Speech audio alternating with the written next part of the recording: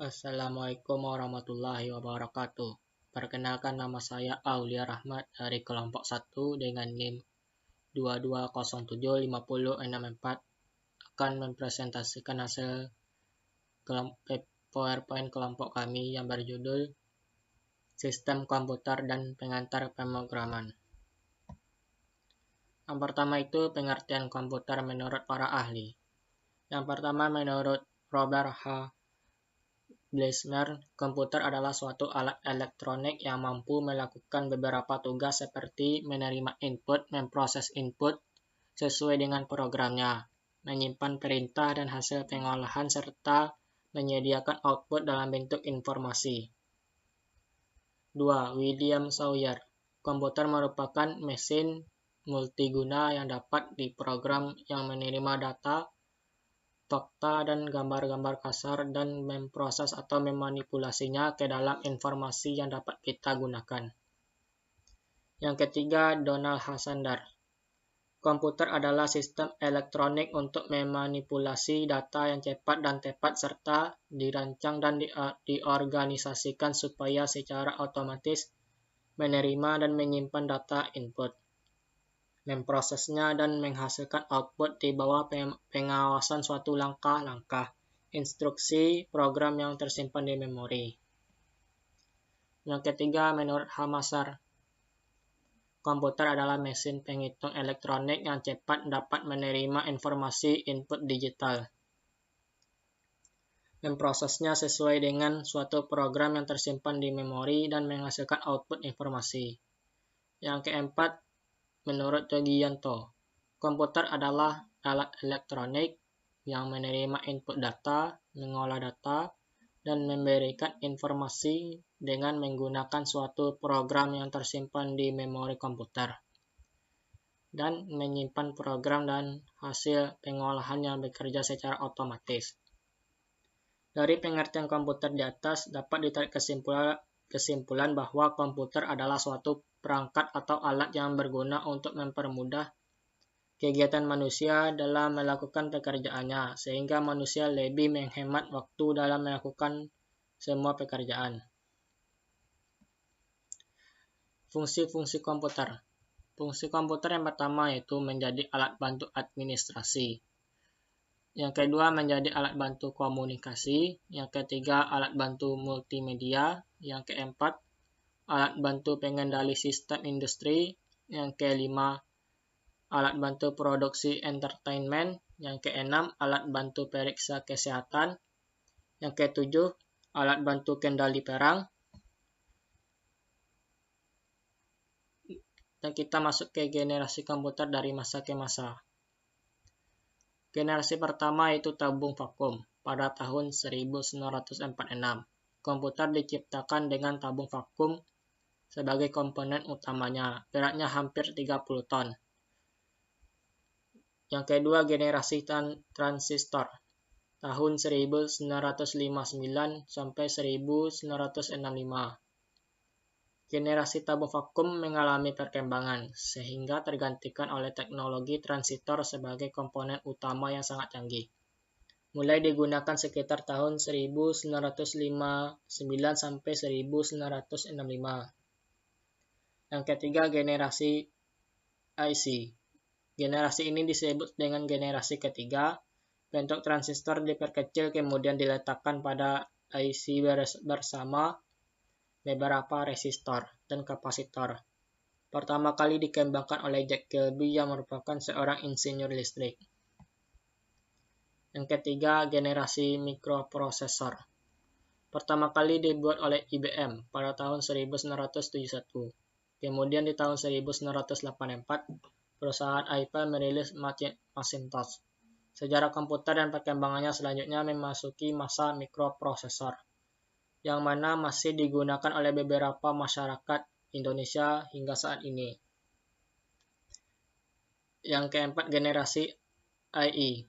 Yang terbaru dari perkembangan komputer adalah munculnya teknologi bernama AI, yang memiliki kecerdasan buatan sehingga dapat melakukan input dengan lebih baik.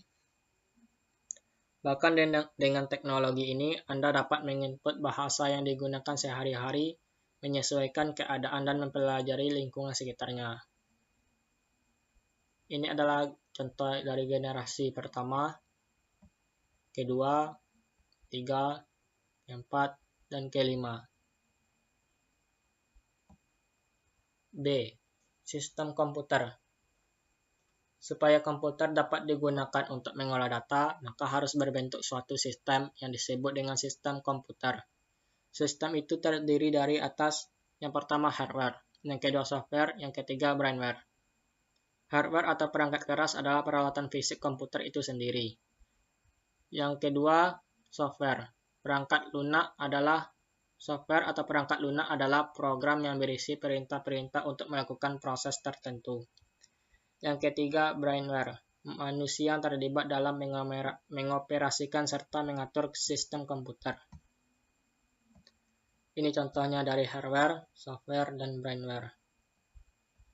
Selanjutnya, struktur komputer. Struktur komputer didefinisikan sebagai cara-cara dari tiap komponen saling terkait. Struktur pada sebuah komputer secara sederhana dapat digambarkan dalam diagram blok pada berikut.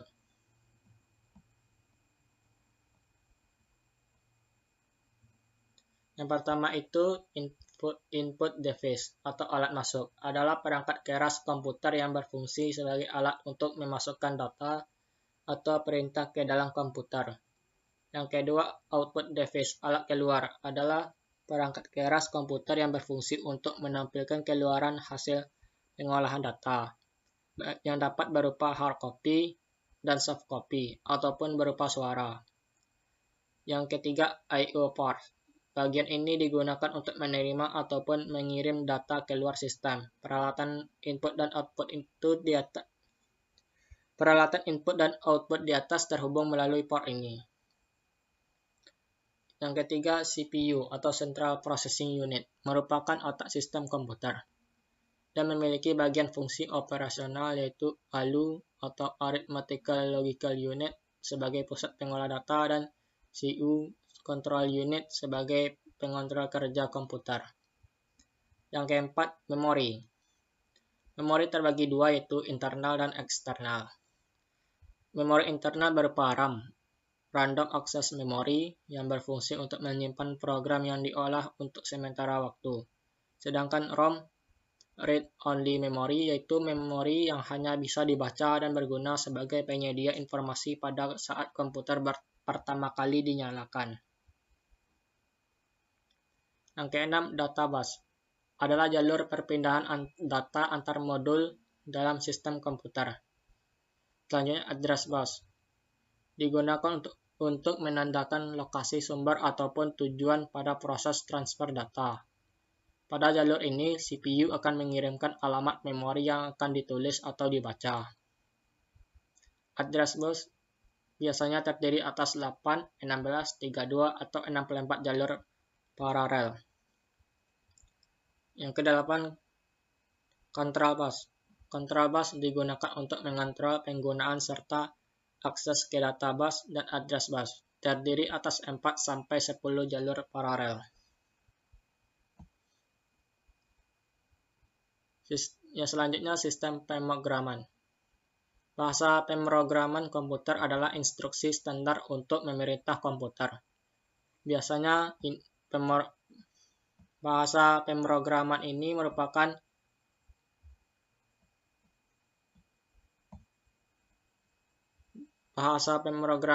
merupakan suatu himpunan dari aturan sintaks dan semantik yang dipakai untuk mendefinisikan program komputer. Fungsi bahasa pemrograman yaitu memerintah komputer untuk mengolah data sesuai dengan alur berpikir yang kita inginkan.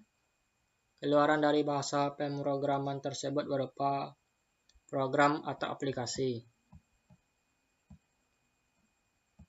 Secara umum, bahasa pemrograman terbagi atas 4 kelompok, yaitu Object Orientasi Language atau Visual Basic, Visual Fox Pro, Delphi, Visual C. Yang kedua, High Level Language, seperti Pascal dan Basic. Yang ketiga, Middle Level Language, Yang ketiga, middle level language, seperti bahasa C, dan low level language, seperti bahasa assembly. 1. Proses pembuatan program. Proses pembuatan program yaitu user atau programmer menulis kode sumber pada text editor, misalnya Notepad, kemudian mengubahnya menjadi bahasa mesin yang bisa dieksekusi oleh CPU. Proses pembuatan program terdiri dari dua macam, yaitu kompilasi dan interpretasi. Yang pertama, kompilasi. Dalam proses kompilasi, semua kode sumber dibaca terlebih dahulu. Jika tak ada kesalahan dalam menulis program, maka akan dibentuk kode mesinnya, sehingga program bisa dijalankan. Bahasa yang menggunakan teknik kompilasi misalnya bahasa C, C++, Pascal, Assembly, dan masih banyak lagi. Yang kedua, interpretasi. Bahasa yang menggunakan teknik interpretasi akan membaca kode sumber per baris dan dieksekusi per baris. Jika ditemukan kesalahan dalam penulisan program, maka di baris kesalahan itulah program akan dihentikan. Bahasa yang menggunakan teknik interpretasi misalnya bahasa R, Python, Ruby, dan masih banyak lagi. Terdapat 5 bahasa yang umum digunakan, yaitu Java, PHP, Python, C, dan C++. Yang pertama, Java. Bahasa pemrograman Java ini populer di kalangan developer Android, karena rata-rata untuk pengembangan aplikasi di platform Android ini menggunakan bahasa pemrograman Java. Yang kedua, PHP. Merupakan bahasa pemrograman yang populer digunakan untuk membangun website dinamis karena teknologinya yang server-side scripting. Bahasa pemrograman ini dapat digunakan untuk membuat CMS. Beberapa CMS yang terkenal menggunakan PHP adalah WordPress dan Joomla. Yang ketiga, Python. Python merupakan bahasa pemrograman interpretatif yang memiliki kapabilitas, kemampuan, dan dengan sintaksis kode yang jelas dan fungsionalitas pustaka standar yang besar serta komprehensif. Salah satu perusahaan besar yang menggunakan Python adalah Google. Yang keempat, C++. Merupakan bahasa pemrograman yang dikembangkan oleh Bjarne Strauss pada tahun 1980-an, yang merupakan pengembangan dari bahasa C. Salah satu hal paling mendasar yang membedakan C++ dengan bahasa C adalah dukungan terhadap konsep program berorientasi objek atau objek orientasi programming. Yang kelima, bahasa C. Ini banyak digunakan untuk memprogram sistem dan jaringan komputer. Namun developer juga banyak yang mengembangkan perangkat lunak dengan menggunakan bahasa C ini. Telah banyak bahasa pemrograman yang merupakan keturunan dari bahasa C, yaitu seperti C++, C tanda pagar, dan masih banyak lagi. Cara menentukan nilai sebuah sistem bilangan komputer berdasarkan posisi angka atau position value atau nilai tempat. Contohnya ketika Anda mempunyai nomor plat motor 4521. Di sini 4 itu sama dengan 10 pangkat 3, yang berarti ribuan, yang sesuai dengan jumlah nolnya 3. Yang kedua, 5 ini 10 pangkat 2, yang ketiga 2 ini sama dengan 10 pangkat 1, dan satuan ini 10 pangkat 0. 4 kali 10 pangkat 3 sama dengan 4000, ditambah 5 kali 10 pangkat 2, 500, ditambah 2 pangkat 10, 2, dan 1 pangkat 0 yaitu 1. Jika dijumlahkan hasilnya sama dengan yaitu 4521 tadi. Sistem bilangan desimal, basis atau radix 10. Sistem bilangan yang menggunakan radix atau basis 10 disebut desimal. Kata desimal berasal dari akar kata Latin decem, yang berarti 10. Bilangan desimal terdiri dari 10 angka. 0, 1, 2, 3, 4, 5, 6, 7, 8, dan 9. Contoh bilangan 4, 5, 6. Pada bilangan tersebut, 3 digit berarti 4. Pada bilangan tersebut, digit 3 berarti sama dengan 4 ratusan, 5 berarti 50-an, dan 6 berarti 6 satuan. Digit ini bertindak sebagai digit paling besar, yaitu most significant digit atau MSD. Sedangkan 6 mempunyai arti paling kecil di antara 3 digit yang ada dan disebut digit paling kecil. Least significant digit atau LSD.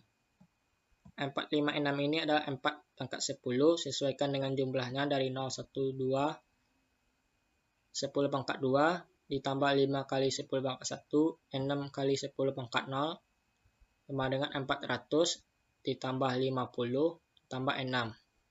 Hasilnya sama, yaitu 456.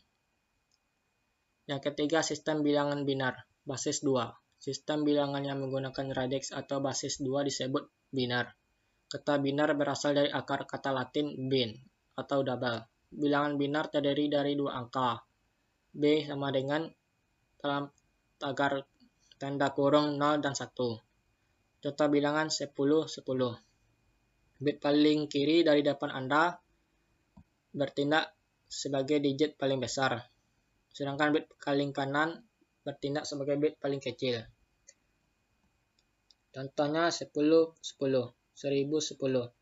1 dikali 2 pangkat 3, sama kayak tadi, 3, 2, 1, dan 0. Sesuaikan dengan jumlah angkanya.